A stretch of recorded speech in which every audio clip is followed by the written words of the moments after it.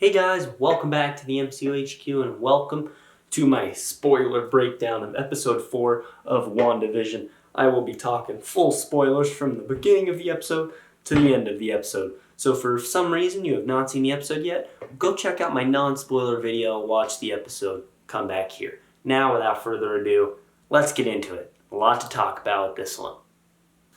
Alright. So, this episode is a perspective shift. We get to pop out of the sitcom into the real world, or I guess it's not really the real world, but you know what I'm saying. And we get to see SWORD, the FBI, the Army, scientists, what they're doing, how they're trying to make sense of this whole thing. So, like 93% of the episode is that. The other 7% of it we'll talk about when we get near the end. So, this episode has a prologue before the Marvel Studios intro. We're like in a hospital and there's dust and Monica rematerializes, and it took me a second to realize what was happening. Then she went out in the hall and it was the blip. That was everyone coming back from Hulk's snap. They were all coming back. And there was a line I really liked where someone said that now because all these people are coming back, the hospital's so full and they were just in a rush they couldn't get to everyone. I thought that was a nice little touch, kind of showing that other side to everyone coming back, that it wasn't just all butterflies and rainbows right away. There was massive chaos. And imagine being the Avengers in this situation. We'll learn it in a minute, but we end up finding out that Monica Rambeau had no memory of what happened, right? And because to her, it's only a few seconds. So imagine being someone like Mantis or Drax, like you wake up and you're fighting Thanos 3 minutes later. But anyway, we find out Maria Rambeau is dead. So she died from cancer 2 years after Thanos wiped out half the universe. And Monica did not get a chance to say goodbye to her. So what happened is Maria was in the hospital bed. Monica was sitting in the chair next to her. Monica was sleeping when she snapped, so she wasn't aware that she was dusting away. In that 5 years, or in like the start of that, like I guess the day after Maria got discharged, she was good to go back. Cancer came back 2 years into that. 2 years later, she died. Monica came back 3 years later, dusted back, thought she had just fallen asleep because she was asleep when it happened, so she didn't realize she had died. So her mom died, she wasn't there, she did not get to say goodbye. That's kind of sad. And because this is... And so, from there, they tell Monica she disappeared. We go to the MCU intro, and we do not get a sitcom intro because this is not a sitcom episode, except the very end of it. So, kind of missed the intro, but I'm not complaining because this episode is badass. Fast forward, we're at the SWORD facility. It's not new, like SWORD has been established, so it kind of raises the question of where the hell they've been this entire time. Because when S.H.I.E.L.D. was falling apart, SWORD probably would have been nice. You know, there's some things SWORD could have done here and there, but whatever. I'm not too worked up about it. And so there are some huge hints as to when this takes place. So they mention that Monica, it's been 3 weeks and she's the first one who's come back, alluding to the fact that since everyone came back to life, it's been 3 weeks. And then the acting director, whose name is Tyler Hayward, which to my knowledge is an MCU creation. He's not in the comics. He said, "Let's catch you up." And also her security badge does not work because in the 5 years, they deactivated her security badge because she wasn't there. So this is all basically telling us this show takes place before Spider-Man Far From Home. So 3 weeks after Endgame. So makes you wonder if Wanda went straight from Tony's funeral to Westview. I mean, we'll find out. But yes, so I believe Far From Home takes place 8 months after Endgame. So this takes place 3 weeks after Endgame. So it's a very good chance that, you know, since Spider-Man 3 is both a sequel to WandaVision and Far From Home. Spider-Man 3 might take place right after Far From Home and just connect, to WandaVision also. So this is before Mysterio, before all that. And so, worth noting, SWORD stands for Sentient Weapon Observation and Response Department. That's a change from the comics where it was Sentient World Observation and Response Department. Not sure why they changed it, but they changed it to Weapon. And they're also making, weapons and stuff, and there was this nice line where Monica said that, creation is not in the acronym. I thought that was cool. Anyway, she's grounded. She is doing purely Earth-based stuff, and they send her to Westview, where she runs into Jimmy Woo. And one thing worth noting is there's an exit sign on the highway for Westview, but in a few minutes we learn Westview's not real. So he says, James Woo, FBI, and he does the card trick that he was trying so hard to do in Ant-Man and the Wasp, and I don't know why that moment made me so happy. But seeing him finally do that card trick, I loved. I cheered. Not gonna lie, I cheered. I was smiling. And so they say it's a missing persons case. Jimmy has a witness in Westview who flew the coop, and no one's heard of who he is. I had a theory at first, and then I was like, nah, that wouldn't make any sense. We'll probably find out who it is. And so they go to these 2 cops who are there, and one of the cops says, Westview does not exist. There's an Eastview, the cop's from Eastview, and he's like, yeah, Westview's not a real place. And Jimmy says, it's not a missing persons case, it's a missing towns case. There is a population of 3,892 people in Westview. And they just don't exist because the town's not real, so it's a mystery. And Monica said, did you go in to investigate? Jimmy said, town doesn't want me to go in. The town doesn't want anyone to go in. Monica sends in this drone, which the drone ends up coming back later. But the drone disappears. They lose video. They lose sight of it, all that. And then Monica touches the barrier. She gets yanked in. And from there, we cut forward 24 hours. And Darcy is back. And now she's Dr. Darcy Lewis. She got her PhD in astrophysics. Not an intern anymore, which is why they didn't need to bring in Jane, because now Darcy's doing her own thing. Her intern, Ian, thank every god he's gone. I hated him so much. And there was this cool thing where Darcy asked what field everyone's in, and they had 4 different scientists. So they had a nuclear biologist, an astrophysicist, which was her, a chemical engineer, and a guy working in artificial intelligence, basically confirming SWORD doesn't know what they're dealing with, so they're just bringing in everyone. And then moments later, we learn SWORD is involved, the FBI is involved, I want to say the Army was involved. I saw some dudes in camo, and they looked like soldiers, and scientists. So they have just a whole range of people trying to figure out what the Westview situation is.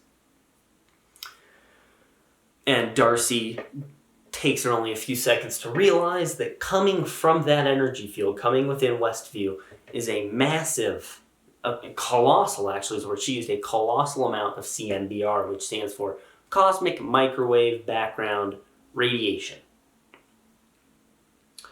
And so CMBR is the energy that, I guess, during the Big Bang, there was a ton of it. So basically, Wanda used energy that created the universe to create her universe.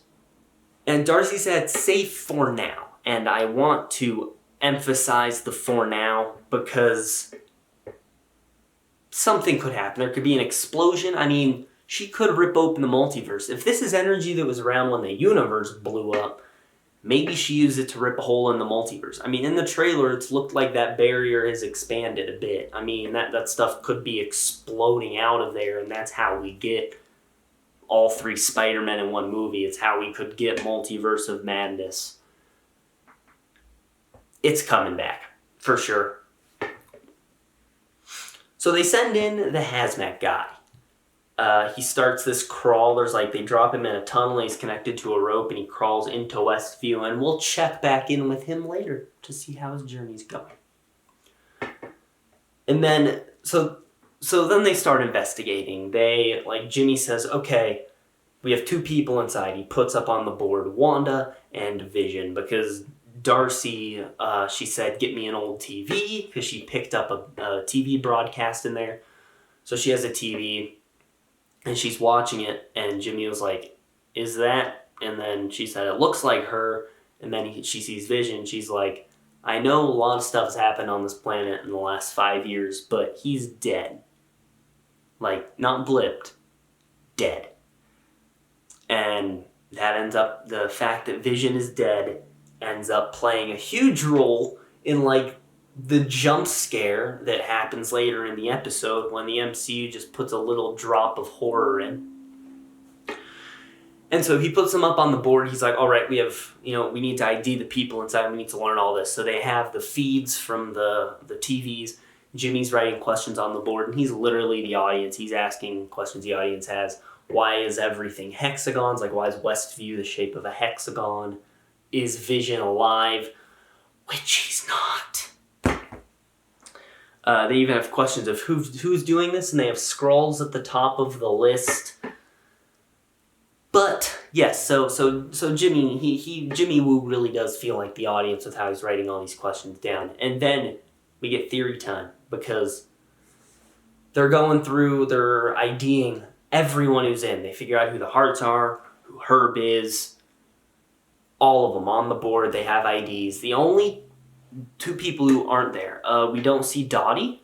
Dottie does not have one there. Although I want to say the reason Dottie wasn't on the board when the camera showed the board is because they weren't at the point where Dottie shows up yet. But no, that wouldn't make sense, because Beverly showed up when Dottie showed up and they ID'd Beverly. I don't know. I don't have any idea on what Dottie could be if she is suspicious, so I'm just going to say they either forgot it or they just hadn't gotten a good look at Dottie yet. But they have IDs for everyone who's in there except Agnes. So they have a picture of Agnes, they have like a little file, but they don't have her ID. Because, as if it even needs to be reiterated, Agnes is not a good guy at all. And while they're doing this, Darcy sees on the TV Monica, or I guess she'd be Geraldine in the sitcom, blending in. She's just an extra at this point. She doesn't have a speaking part yet. They even mention that, like, because it's an actual show. Like, they say speaking part, cast member, all that. Like, they even say, oh, their cast is this person. They're watching a TV show within a TV show that the audience is watching. It's TVception. It's whack. So they're getting all this info, they're getting all these feeds, and they get a picture of the helicopter. And the helicopter, it's the red sword drone. And it looks different, and Darcy says that it reverted back to an older model, probably the oldest model they could get. Probably the oldest model that the sword drone could date back to. It couldn't go back to the 60s because Sword didn't have drones in the 60s, which is when the helicopter showed up, but it could go back to its oldest possible model into the sitcom, which is why we get the red helicopter. And I do like, there's this little note where Jimmy says, why'd you colorize it? And she says, I didn't. Okay. So then we get the signal. We finally get to see this from the other side. This is one of the things I was most excited to see, is how they did this. And not gonna lie, it was not as exciting as I thought it'd be. Darcy just hooked up a few wires, got a little like antenna thing that was able to broadcast a feed into the radio that was there. They just had to time it right. And so they're like, hey, when Wanda's cooking, we'll tune into the radio. But then they end up doing it at the talent show planning meeting because there's a radio next to Dottie. And so we hear Jimmy send the signal, and Wanda kind of looks confused, and Dottie looks scared. And then it cuts forward. It cuts past it to when Dottie says trivia or fun fact, whatever she says to Wanda. So that stuff in between of Dottie cutting her hand, of Wanda saying who's doing this to you, the radio blowing up, Jimmy, Darcy, Sword, they don't get to see any of that. We got to see that, but they don't. So essentially the characters in the show get censored episodes, and the audience gets semi-uncensored episodes because we get to see certain things, but not everything. So yeah, it cuts past that to like what's going on. They rewind the feed, and yeah, it didn't pick anything up. The episode just cut forward. And this is where the question's raised. They mention later someone's tampering with the broadcast. Is Wanda doing this? I don't think Wanda's tampering with this broadcast. I think this is either Mephisto or Agnes or some other third party who's tampering with it. As much as I think, and it's even reinforced later, this is Wanda's world. She's not in total control. Someone else is screwing with the broadcast. Although, on the other hand, later in the episode, they do say it's all Wanda.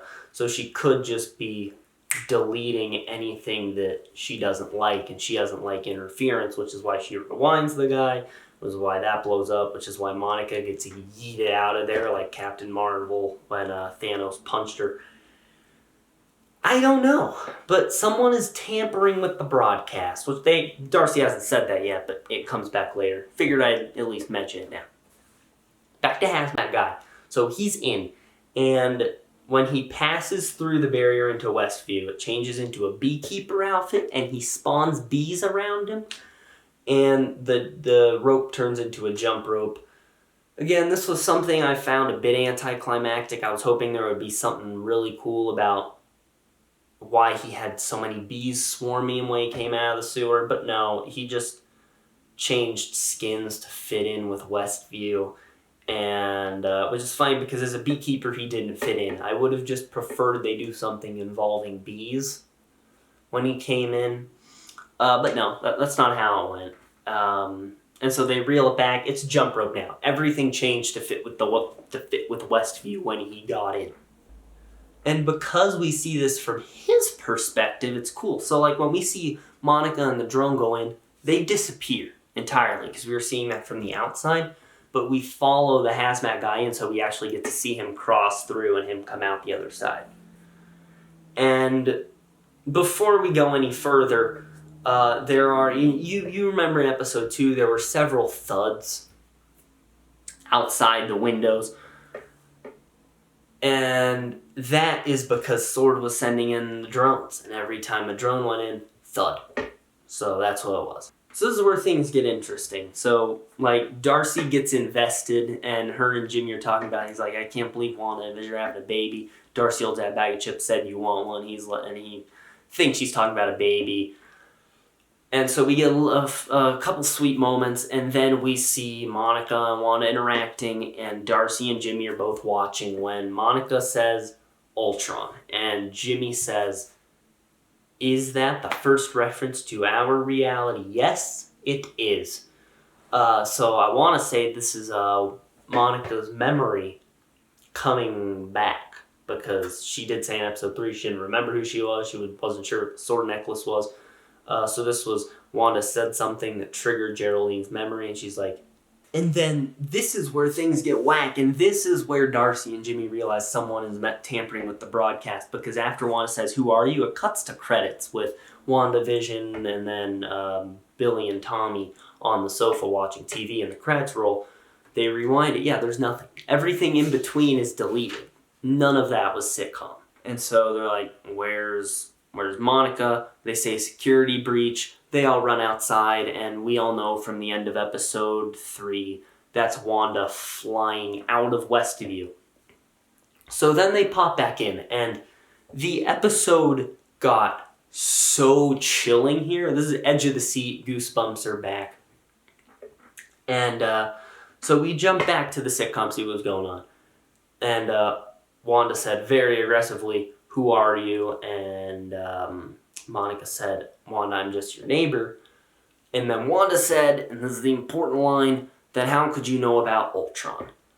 So Wanda knows everything. So her knowing she's Sokovian, that wasn't just something they needed for plot. That was because she had her memory. She knows about Sokovia. She knows about Pietro. She knows about Ultron. All that. So she remembers what had happened from outside the sitcom. And as if you need even more proof that she remembers everything, so she very much created this world at this point, which her next line confirms. She created it. She remembers everything, and while she's not in total control, she at least has some sort of control. She is 100% the architect of WandaVision, the sitcom.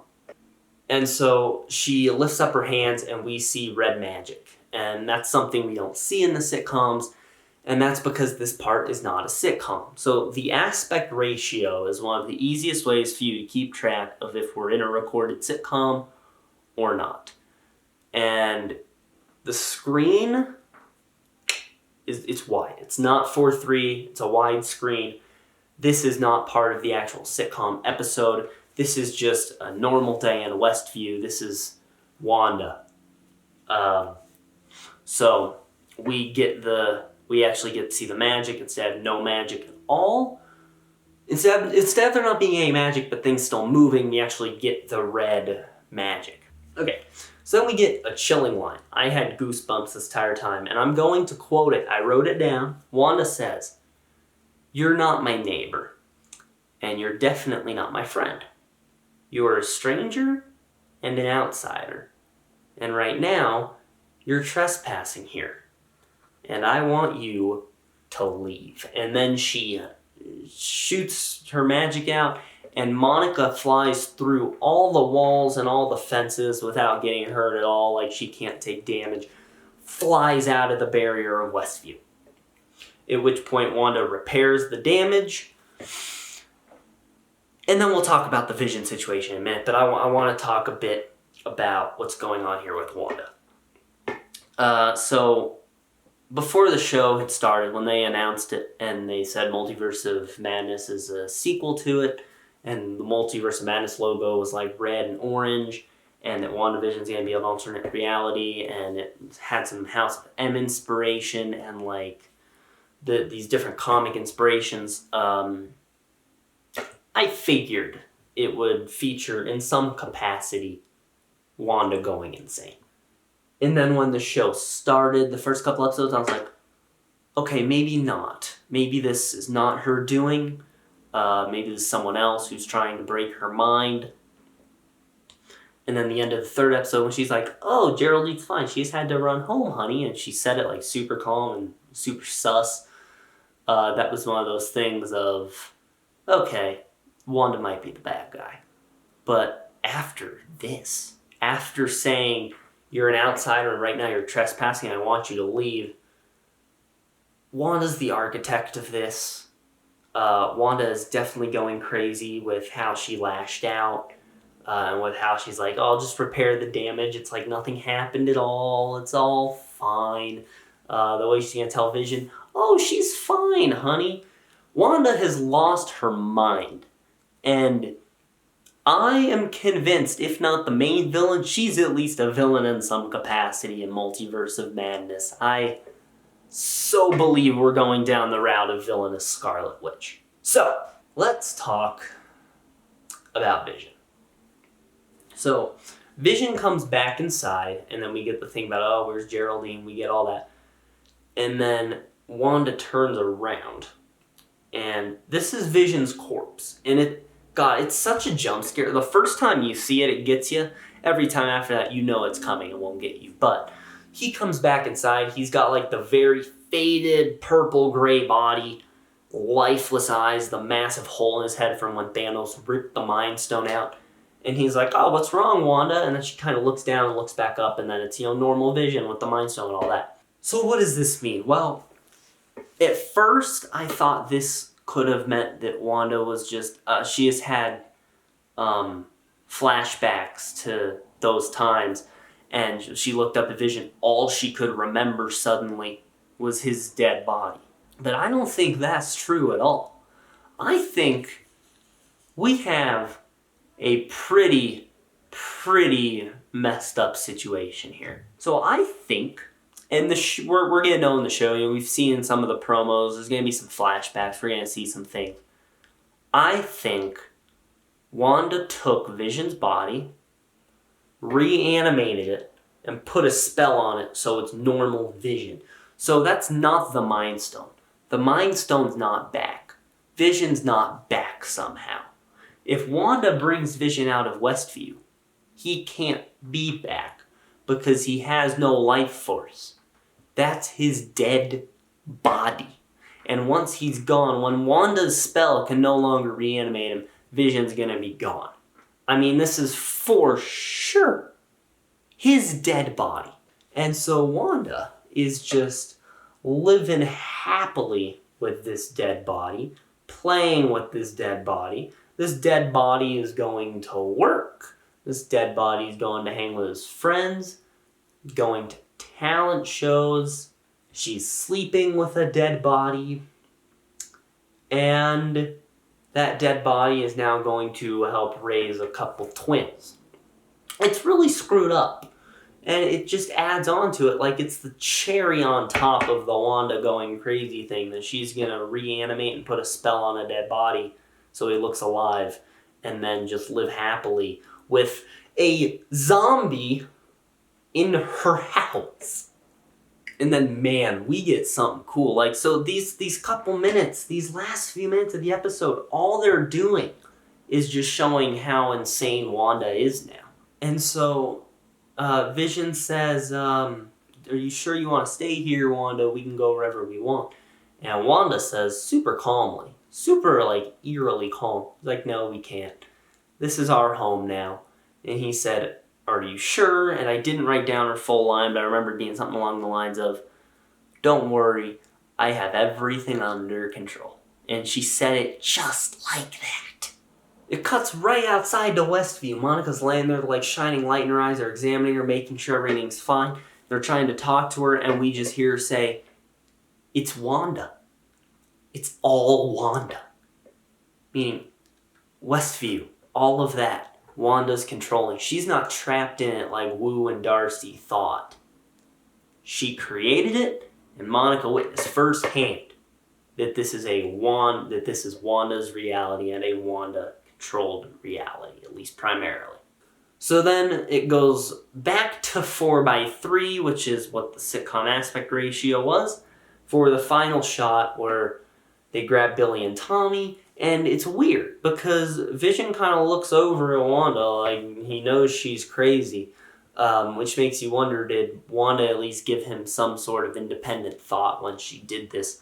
Whatever it is, Vision knows not all's right, and it makes me honestly wonder if by the end, so we've seen in the promos, Vision, it would appear to be, at least at the barrier or leaving Westview, raises the question of if at the end of the show, so Wanda's so wrapped up in this whole thing of, oh, this perfect life with my husband and my children, I don't want to leave it. And at the end, to finally snap her out of it, Vision is like, I have to die again, or else she'll be like this forever. She has to pop back to reality and not stay in this fake world forever. And what if he leaves Westview, leaves her spell, and just dies, and that's it? And then that's how we lose Vision, and that's how he gets Wanda out of whatever world she's in. I think at the end we're going to lose Vision again. I don't think they're going to make Vision a main player. I do think we're going to lose Vision at the end of this. And I think it could be he realizes that if he is alive in any capacity, Wanda will continue to be crazy. She has to pop back to reality, so he's going to get his life. And so, two of them sit on the sofa with their children, and they turn on the TV, and there's like a giant audience applause and credits. And that is the end of episode 4. And I have so many thoughts on this episode. I think it was the best episode yet, easily. It was like just a half hour of getting answers, getting hints that actually assemble some form of a puzzle. And going forward, I'm wondering if they're going to cut between sitcom and sword. Like, if every episode is going to be some sitcom, some sword, or if, say, we'll get the 80s and the 90s episode, and then we'll go back to what's happening real world. And then we're 80s, 90s modern. Wait, hold on. That'll be 7 episodes, right? Yeah. So we could get like the 3 last sitcom episodes because I believe there's 6 sitcom episodes. So 50s, 60s, 70s, 80s, 90s, 2000s to modern. I don't know how they're doing it, but I think there's 6 sitcoms and 3 outside of sitcoms. So I think we might get those 3. The 3 we have left. One of which is the Halloween episode, and I don't know why, but I'm so excited for the Halloween episode. And then we'll see Sword, maybe a little crossover stuff, and then this big battle at the end, which according to Paul Bettany, is supposed to have more VFX shots than Avengers Endgame. But that's it. So overall, there wasn't too much for me to analyze or theorize in this episode. Because it was answers, it was just a lot of confirmation of things or hints towards more things. Like, yes, Wanda's going crazy. Yes, it's her world. This is how they're getting people in, yada, yada, yada. Since there was a lot of answers, it was more of just breaking down what happened in the episode. But still, there's some stuff in there we can theorize about. So, guys, that's my spoiler breakdown for episode 4 of WandaVision. Leave your thoughts down in the episode below. Any theories, any speculation you have, all of that, I'd love to hear it. Let me know down in the comments below. So leave a like on this video, subscribe, click on the bell icon to receive all notifications from the MCU HQ. That's going to be it. Have a great day, guys.